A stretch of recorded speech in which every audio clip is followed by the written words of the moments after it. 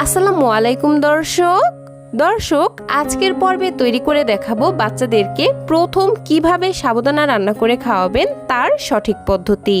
প্রথমে 6 থেকে 8 মাস বয়সী বাচ্চাকে কিভাবে সাবুদানা রান্না করে খাওয়াবেন তার পদ্ধতি শেয়ার করব। দেন 8 মাস থেকে 1 বছর বয়সী বাচ্চাদের জন্য সাবুদানা রান্নার সঠিক পদ্ধতি শেয়ার করব। একই সাথে 1 বছর থেকে 5 বছর বয়সী বাচ্চাদের জন্য কিভাবে সাবুদানা রান্না করবেন সেই পদ্ধতি স্টেপ বাই স্টেপ শেয়ার করব।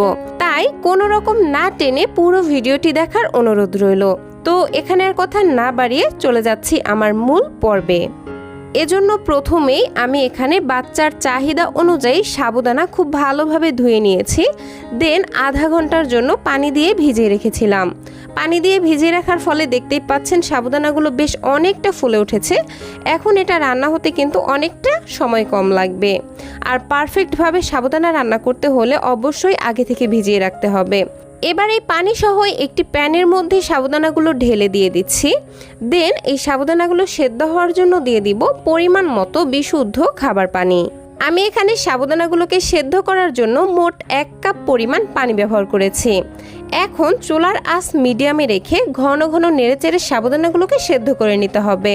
দর্শক এই পর্যায়ে একটি কথা অবশ্যই মাথায় রাখবেন, তা হচ্ছে যারা 6 মাস থেকে 1 বছর বয়সী বাচ্চাদেরকে সাবুদানা রান্না করে খাওয়াতে চাচ্ছেন তারা এই পর্যায়ে পানি দিয়ে রান্না করবেন। আর যারা 1 বছর প্লাস বাচ্চাদের জন্য খাবারটি রান্না করবেন তারা এখানে পানির পরিবর্তে গরুর দুধ দিয়ে রান্না করতে পারবেন। আরও একটি কথা, যারা 1 বছরের কম বয়সী বাচ্চাদের জন্য রান্না করবেন তারা এইখানে কোনো ধরনের লবণ এবং চিনি ব্যবহার করতে পারবেন না, কারণ 1 বছরের কম বয়সী বাচ্চাদের কিডনি এবং লিভার অপরিপক্ক অবস্থায় থাকে। তাই তাদেরকে যদি এই বয়সে অতিরিক্ত লবণ এবং চিনি খাওয়ানো হয় তাহলে তাদের কিডনি এবং লিভারে খুবই মারাত্মক ক্ষতিকারক প্রভাব ফেলতে পারে। তবে যাদের বাচ্চাদের বয়স 1 বছরের বেশি তারা কিন্তু চাইলে আপনারা এখানে সামান্য 1 চিমটি লবণ এবং মিষ্টি করার জন্য অল্প একটু তাল মিশ্রি ব্যবহার করতে পারবেন। তো যাই হোক দর্শক, কথা বলতে বলতে এইদিকে আমার সাবুদানাগুলো কিন্তু রান্না হয়ে গেছে। যখনই সাবুদানাগুলো এইরকম স্বচ্ছ কাচের মতো দেখতে হয়ে যাবে তখনই বুঝে নেবেন যে সাবুদানাগুলো ভালোভাবে সেদ্ধ হয়েছে। এই পর্যায়ে চুলাটা অফ করে দিচ্ছি এবং বাচ্চাকে খাওয়ানোর জন্য সাবুদানাটা স্টেপ বাই স্টেপ রেডি করে নিচ্ছি। এখন হচ্ছে আমি 6 থেকে 8 মাস বয়সী বাচ্চাদেরকে কিভাবে সাবুদানা রান্না করে খাওয়াবেন সেই পদ্ধতিটা শেয়ার করছি। এজন্য আমি এখানে বাচ্চাদের 1 চামচ পরিমাণ ফর্মুলা মিল্ক 30 ml পানিতে খুব ভালোভাবে গুলে নিয়েছি। দেন অল্প অল্প করে এই সাবুদানার মধ্যে মিক্স করে নিচ্ছি। আর খুব ভালো মতো মিশিয়ে নিলেই কিন্তু বাচ্চাকে এই সাবুদানাটা খাওয়ানোর জন্য একদমই তৈরি হয়ে যাবে। আর প্রথম সাবুদানা খাওয়াতে চাইলে একটু পাতলা রাখার চেষ্টা করবেন, এতে করে বাচ্চার গিলতে সুবিধা হবে। তো যাই হোক, এখন শেয়ার করছি 8 মাস থেকে 10 মাস বয়সী বাচ্চাকে কিভাবে সাবুদানা খাওয়াবেন। এজন্য আমি এখানে খুব ভালো পাকা দেখে একটি কলা নিয়ে নিয়েছি। এখন একটি কাঁটা চামচের সাহায্যে কলাটিকে খুব ভালোভাবে ম্যাশ করে নিচ্ছি।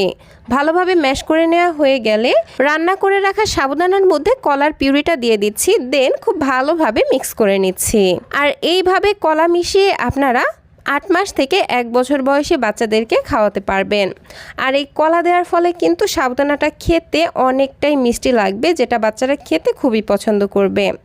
আমার কাছে মনে হয়েছে যে খাবারটি একটু ঘন হয়ে গেছে, সেজন্য আমি আরও একটু ফর্মুলা মিল্ক অ্যাড করে নিচ্ছি। আপনাদের বাচ্চারাও যেমন ঘন বা পাতলা খাবার খেতে পছন্দ করে, এই খাবারটিকে ঠিক সেই রকম ঘনত্বে রেখেই আপনারা বাচ্চাদেরকে খাওয়াবেন। এই পর্যায়ে আপনারা চাইলে এখানে 1 চা চামচ পরিমাণ মিক্সড বাদামের গুঁড়া অ্যাড করতে পারেন। সেক্ষেত্রে কিন্তু খাবারটি আরও বেশি পুষ্টিকর এবং ক্যালোরিবহুল হয়ে যাবে। আর 8 মাস বয়স থেকে কিন্তু আপনারা বাচ্চাদেরকে বাদাম গুঁড়াটা রেগুলার খাওয়াতে পারবেন। তো আমি খাবারটিকে ঠিক এরকম ঘনত্বে রেখে একটি বাটিতে নিয়ে নিচ্ছি। আপনারা আপনাদের বাচ্চাদের চাহিদা বুঝে খাবারটিকে ঠিক সেরকমভাবেই তৈরি করে নেবেন।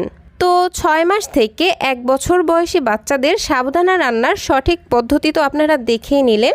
এখন হচ্ছে 1 বছর থেকে তার ঊর্ধ্ব বয়সী বাচ্চাদের জন্য। তো সেক্ষেত্রে আপনারা এই সাবুদানার মধ্যে কলার পরিবর্তে বিভিন্ন ধরনের ফল বা সবজি অ্যাড করতে পারেন।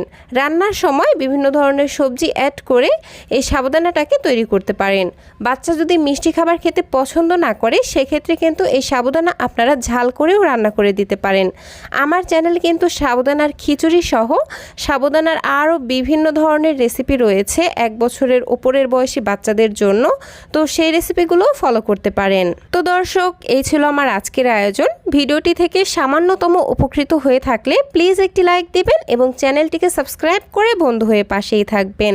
আজকের মতো বিদায় নিচ্ছি। আল্লাহ হাফেজ। আসসালামু আলাইকুম।